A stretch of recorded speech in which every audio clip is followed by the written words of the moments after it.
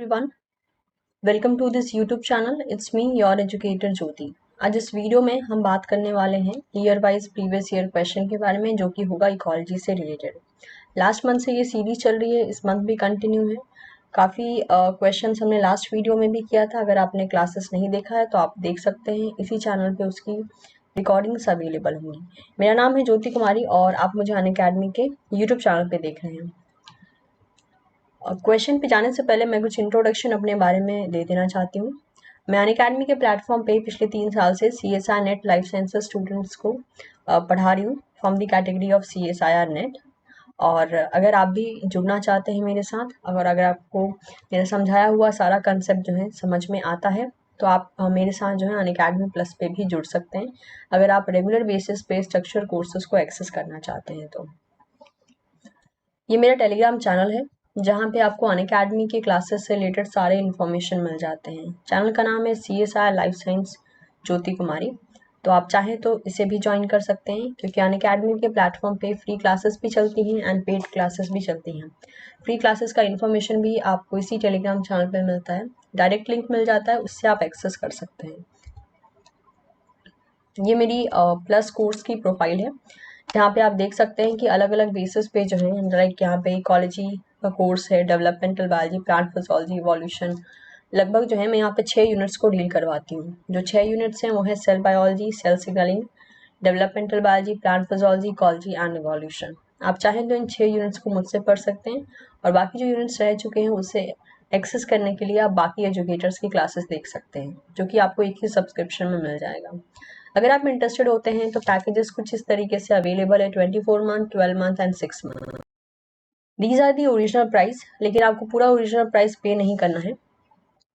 अगर आप सब्सक्रिप्शन लेते हैं और उस टाइम पे अगर आप ये रेफरल कोड इस्तेमाल करते हैं, जो कि है ज्योति के लाइव, ऑब्वियसली आपको करना ही चाहिए, क्योंकि आपको डिस्काउंट मिल जाता है। ठीक है, तो ये जो यहाँ पे कोड है, दैट इज ज्योति के लाइव, ये एक डिस्काउंट कोड की तरह काम करता है, और आपका जो पेमेंट है उसको 10% और कम कर देता है। ठीक है, तो बेनिफिट यहाँ पे हो जाता है आपको 10% का। जैसे कि अगर एक एग्जांपल ले लेते हैं, यहाँ पे 12 मंथ का प्राइस देख सकते हैं, वो है लगभग साढ़े 14,500, यानी लगभग जो है 14,500 है।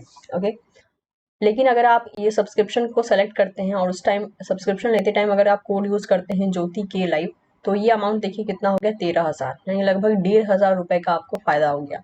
1,500 रुपए आपके कम हो गए। ठीक है, तो ये सब्सक्रिप्शन आपको 13,000 में लगभग मिल जाएगा। तो इस तरीके से जो है ये कोड्स काम करते हैं, तो आप चाहें तो एक्सेस कर सकते हैं डिपेंडिंग अपॉन योर नीड। अब अगर मैं बात करूँ कि अनअकैडमी प्लस की क्लासेस या पेड सब्सक्रिप्शन आपको क्या क्या बेनिफिट देते हैं, तो यहाँ पे रेगुलर बेसिस पे लाइव क्लासेस मिल जाती हैं, PDF notes, doubt clearing session, recording मिल जाती है सारी ही क्लासेस की, टेस्ट सीरीज मिल जाती है, और आप एक ही सब्सक्रिप्शन में सभी एजुकेटर को एक्सेस कर सकते हैं। इसके अलावा प्लेटफॉर्म पे स्पेशल क्लासेस भी चलती हैं, जो कि फ्री ऑफ कॉस्ट होती हैं, आप उसे भी एक्सेस कर सकते हैं। स्पेशल क्लासेस के फीचर्स कुछ इस तरीके से है: आपको इंटरेक्टिव सेशन मिलता है, पोल मिल जाता है, रेज द हैंड ऑप्शन होता है, आप नोटिफाई कर दिए जाते हो अगर आपने क्लास के लिए इनरोल कर रखा है तो, लेक्चर नोट्स मिल जाते हैं, और आप कहीं भी इस क्लासेस को एक्सेस कर सकते हो। Okay, so this is the first question in front of you. आप इसे पढ़िए और मुझे आंसर बताइए, उसके बाद वी विल डिकोड कि इसका आंसर क्या होगा।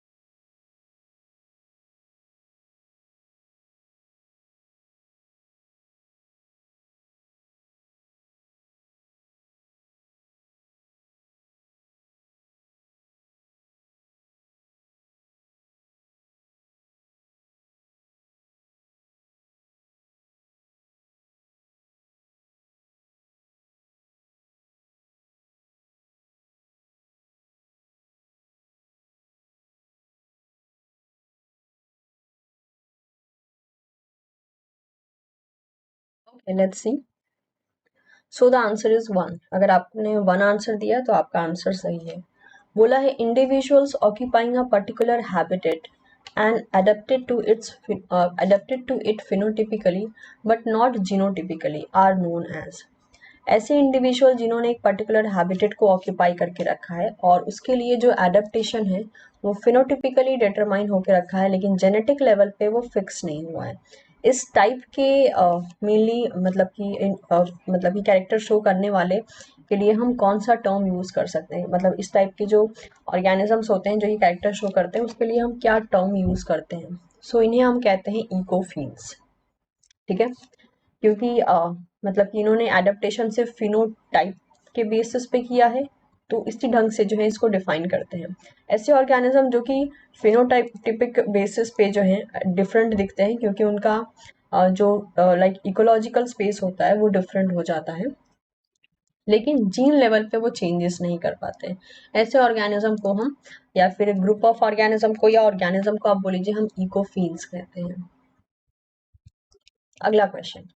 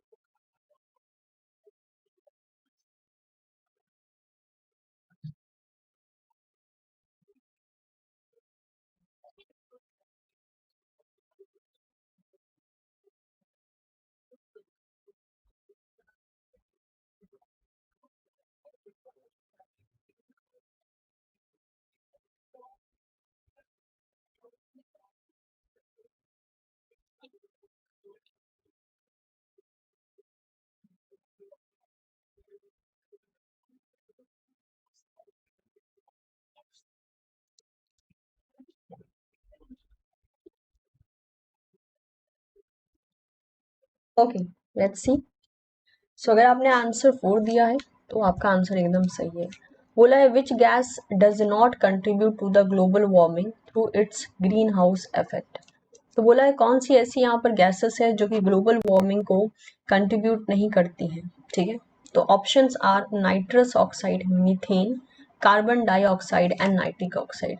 तो पूछा है which gas does not contribute to global warming through its greenhouse effect. तो अगर मैं आपको एक ओवरऑल डेटा दिखाऊं तो ग्रीन हाउस गैसेस कौन सी हैं, देखिए ज़रा, यहीं से आपको आंसर साफ साफ पता चल जाएगा।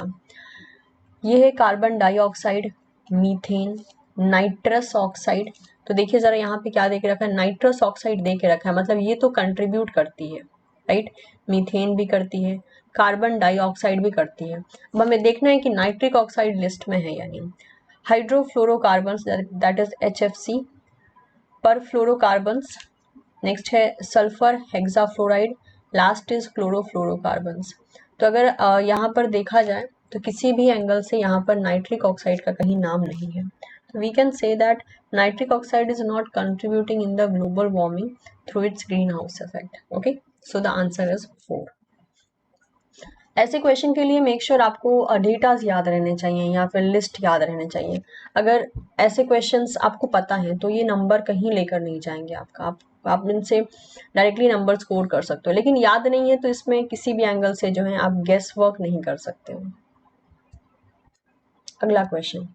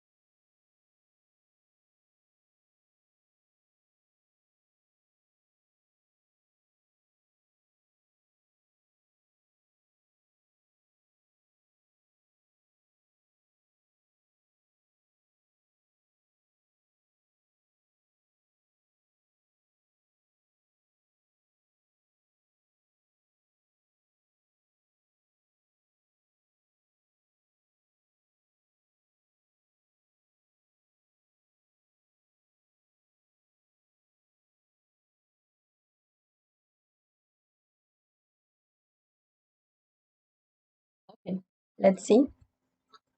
सो the correct answer is 4। Question क्या बोला है देखिए, the red coloured tubular flower without any order is most likely to be pollinated by. Red colour का एक ट्यूब्यूलर फ्लावर है कुछ इस तरीके का, जिसमें किसी भी तरीके से कोई ऑर्डर नहीं है, मतलब कोई स्मेल नहीं है। तो ऐसा फ्लावर किसके थ्रू पॉलिनेट किया जा सकता है? ऑप्शंस आर बीटल्स, बीज, बटरफ्लाइज एंड बर्ड्स। ये चार ऑप्शन दे के रखे हैं। तो इसका एक कंसेप्ट बैठता है, कौन सा देखिए जरा। The red colored tubular flower without any order is most likely to be pollinated by birds. These flower does not attract insect as much as other flower with the sweet scent and bright color do. तो देखने को ये मिलता है क्योंकि इन flowers के पास किसी भी तरीके से कोई स्मेल नहीं होती है, इसलिए ये कभी इंसेक्ट को जो है अट्रैक्ट नहीं कर पाते हैं। Okay, most bird pollinate flower are red. Maximum bird जो फ्लावर को पॉलिनेट करती है वो मैक्सिमम टाइम देखने में रेड होता है and have a lot of nectar, और उनमें बहुत सारा नेक्टर भी होता है। Flower with generalist pollinators tend to have a dilute nectar, but those that have a specialist pollinator such as the hummingbird or sunbird tend to have more concentrated nectar. तो ऐसे flowers जिसके कि आप देख सकते हो, मतलब जैसे फ्लावर यहाँ पे बोला है जिसके जनरलिस्ट पॉलिनेटर होते हैं, मतलब कि कोई स्पेसिफिक पॉलिनेटर नहीं है, मतलब variety of pollinators are available for a certain flower. उस फ्लावर में देखा जाता है कि नेक्टर बहुत ज़्यादा कंसनट्रेटेड नहीं होता है, वो थोड़ा सा डाइल्यूट बेसिस पे देखा जाता है। लेकिन ऐसे फ्लावर जिसके पॉलिनेटर बहुत ज़्यादा स्पेशलिस्ट होते हैं, यानी बहुत स्पेसिफिक होते हैं, बहुत सारे नहीं होंगे, गिने चुने होंगे, लेकिन बहुत स्पेसिफिक होंगे। तो अगर ऐसे पॉलिनेटर किसी फ्लावर के लिए हैं तो देखा ये जाता है कि उस फ्लावर का नेक्टर कंसंट्रेटेड रहता है। It's just like a fact कि अगर मान लीजिए आपके पास कोई चीज इतनी है, और अगर आपको जो है सपोज करना है, जैसे एग्जांपल लेते हैं एक लिक्विड का, क्योंकि नेक्टर फॉर्म है तो इस तरीके से हम एग्जांपल लेते हैं। मान लीजिए आपके पास जो है कोई चीज लिक्विड फॉर्म में इतनी है और आपको इसको डिवाइड करना है 20 लोगों में, तो चांसेस है कि आप इसमें थोड़ा सा जो है इसको डाइल्यूट कर दोगे, थोड़ा सा वाटर डाल के इसको और ज्यादा कर दोगे, ताकि 20 लोगों में जो है अच्छे से डिवाइड कर पाओ। ठीक है, लेकिन अगर वही इतना ही अगर रहे, इतना ही अगर मतलब कि लिक्विड रहे और आपको इसे सिर्फ डिवाइड करना है 5 लोगों में, तो आप इसको बिना डाइल्यूट किए यूं ही कंसंट्रेटेड फॉर्म में जो है डिवाइड कर पाओगे। सिमिलर केस यहाँ भी देखा जाता है। ठीक है, यही एक कंसेप्ट बन जाता है यहाँ पर कंसंट्रेटेड एंड डाइल्यूट का। Most bird pollinator flower are both red and rich in nectar. Maximum ऐसे फ्लावर्स जो कि बर्ड के थ्रू पॉलिनेट किए जाते हैं वो रेड कलर में होते हैं और उनमें नेक्टर अच्छा खासा होता है। The traditional explanation for this association is that since red is inconspicuous to the bee, it evolved to prevent bees from depleting the nectar of bird pollinated flower without affecting the pollination. तो ये आपका answer हो गया, that is fourth, कि ऐसा red colour का tubular flower जिसके पास कोई ऑर्डर नहीं है वो मोस्ट लाइकली पूछा है। ठीक है, यानी एक पॉसिबल चीज पूछी गई है, मोस्ट लाइकली किसके थ्रू पॉलिनेट किया जा सकता है, तो मोस्ट लाइकली जो है ये बर्ड के थ्रू पॉलिनेट किया जा सकता है। अगला क्वेश्चन।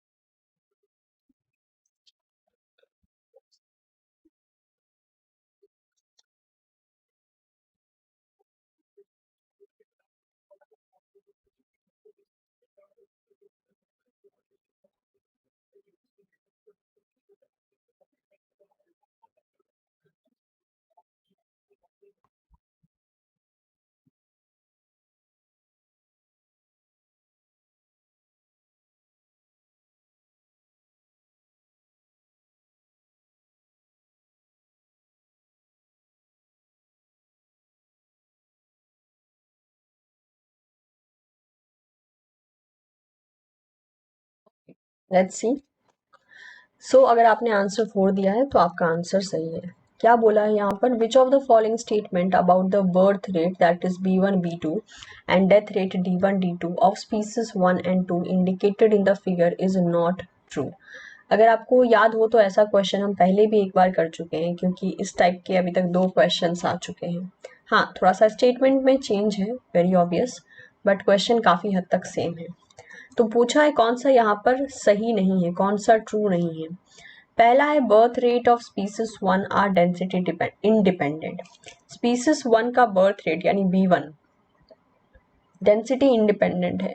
तो अगर देखा जाए तो सीधी सी बात है, यहाँ पर किसी भी एंगल से डेंसिटी बढ़ रही है लेकिन B1 में कोई चेंज नहीं आ रहा है, यानी इसके ऊपर कोई इफेक्ट नहीं पड़ रहा है। इफेक्ट नहीं पड़ रहा है तो ये डेंसिटी पे डिपेंड होकर काम नहीं कर रही है।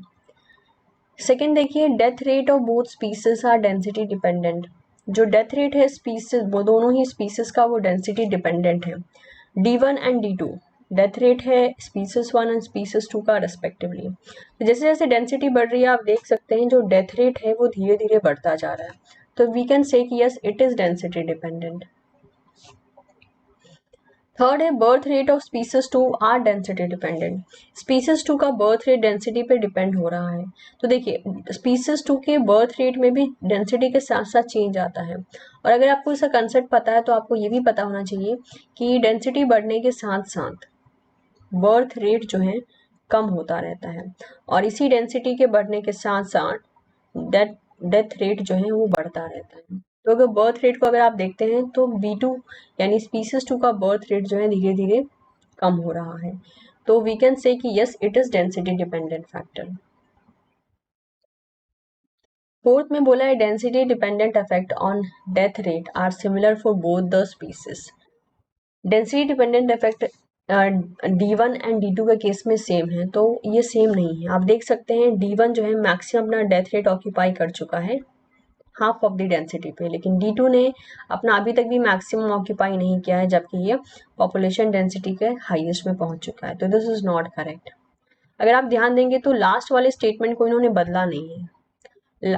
जो हमारा इससे पहले वाला क्वेश्चन था जो हमने पिछले क्लास में किया था, उसमें भी फोर्थ वाला स्टेटमेंट सेम टू सेम ही था, डायग्राम भी सेम था, बस ऊपर के 3 स्टेटमेंट को इन्होंने बदला है। फोर्थ स्टेटमेंट तो सेम ही रखा है। ठीक है, तो हमारा आंसर हो गया फोर्थ।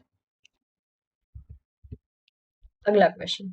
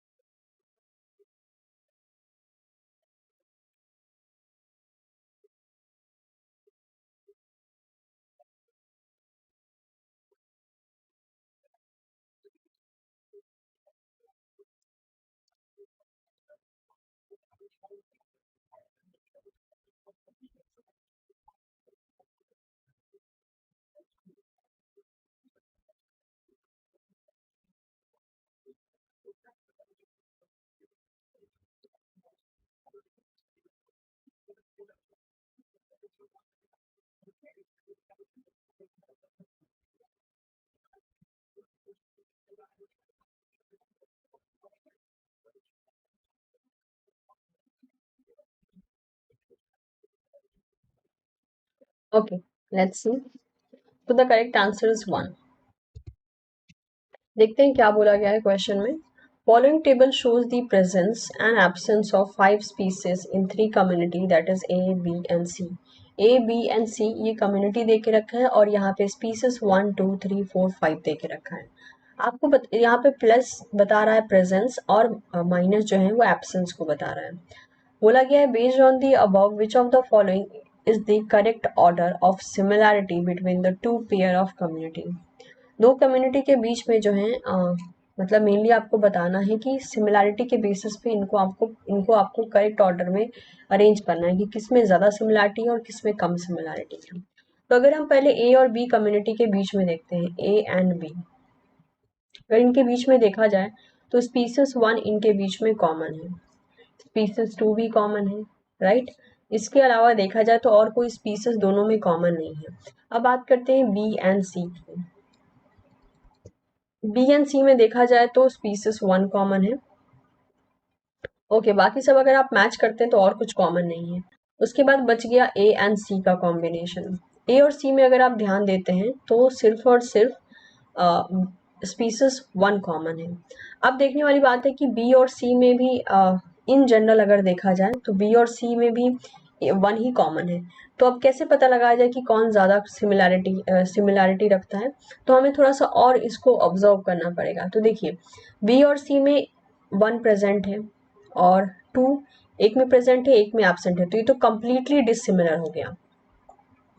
थर्ड भी कंप्लीटली डिसिमिलर हो गया। फोर्थ के मामले में देखिए, ये फोर्थ की सिमिलैरिटी कैसे दिखा रहे हैं कि दोनों में ही फोर्थ नहीं है, इसलिए मैंने माइनस लगा दिया।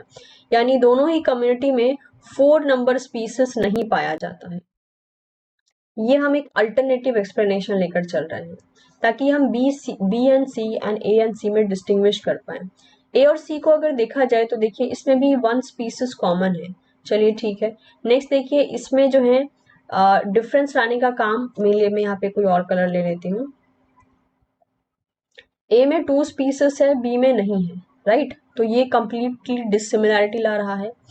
फिर थर्ड स्पीसीज जो है ए कम्युनिटी में नहीं है और सी कम्युनिटी में है, ये भी कंप्लीटली डिसिमिलैरिटी ला रहा है। Fourth number species a community में है और सी में नहीं है, ये भी कंप्लीटली डिसिमिलैरिटी लेकर आ रहा है। और ए कम्युनिटी में फिफ्थ स्पीसीज नहीं है और सी कम्युनिटी में है, ये भी कंप्लीटली डिसिमिलैरिटी लेकर आ रहा है।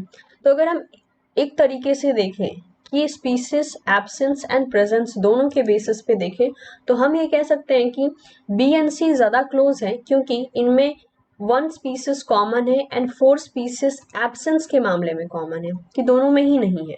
तो हम अगर इसको अरेंज करना चाहें तो हम ये कह सकते हैं ए एंड बी ज़्यादा सिमिलर है। नेक्स्ट, बी एंड सी उससे कम है और सबसे कम जो है ए एंड सी है। ठीक है, तो इस हिसाब से अगर हम देखते हैं तो हमारा पहला ही ऑप्शन यहाँ पर सही हो जाता है। ओके, अगला क्वेश्चन।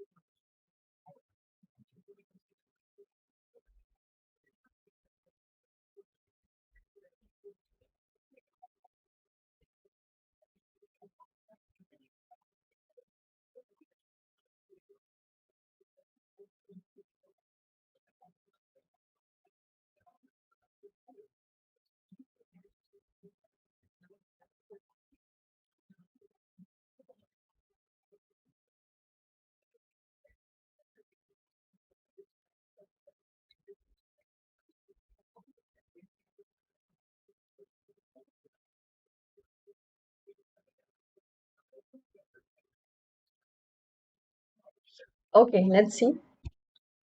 तो द करेक्ट आंसर इज 1। अब ये है न्यूमेरिकल टाइप क्वेश्चन, इसको सॉल्व करते हैं, देखते हैं क्या बोला गया है।